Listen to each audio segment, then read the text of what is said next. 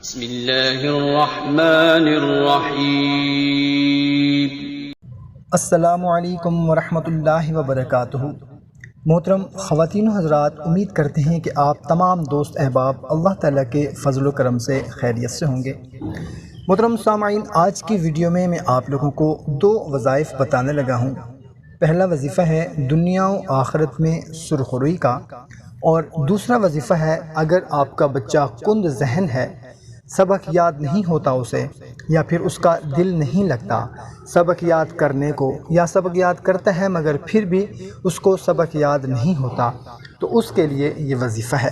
محترم سامعین، وظیفہ بتانے سے پہلے آپ لوگوں سے اتنی گزارش ہے کہ اگر آپ نے ابھی تک ہمارا چینل سبسکرائب نہیں کیا ہوا تو سبسکرائب کر لیں اور گھنٹی کو بھی دبا دیں، اور ہماری حوصلہ افزائی کے لیے ویڈیو کو ابھی لائک کر دیں۔ جزاک اللہ۔ تو محترم سامعین، پہلا وظیفہ دنیا و آخرت میں سرخروئی کا وظیفہ ہے۔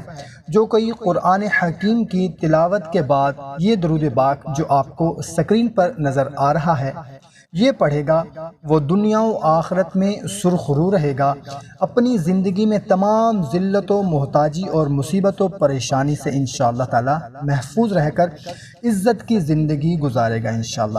اس کی عزت پر کبھی آنچ نہیں آئے گی اور کبھی محتاجی، تکلیف، مصیبت نہیں آئے گی انشاءاللہ تعالی۔ تو چلتے ہیں دوسرے وظیفے کی طرف۔ دوسرا وظیفہ ہے اگر آپ کا بچہ کند ذہن ہے، اس کو سبق یاد نہیں ہوتا، یا پھر اس کا دل ہی نہیں لگتا سبق یاد کرنے کو، وہ صرف باہر کھیلتا رہتا ہے مگر سبق یاد کرتا نہیں ہے، اور اگر سبق یاد کرتا بھی ہے تو اس کو سبق یاد نہیں ہوتا، دونوں صورتوں میں آپ یہ عمل کر سکتے ہیں۔ عمل بہت ہی مختصر سا ہے۔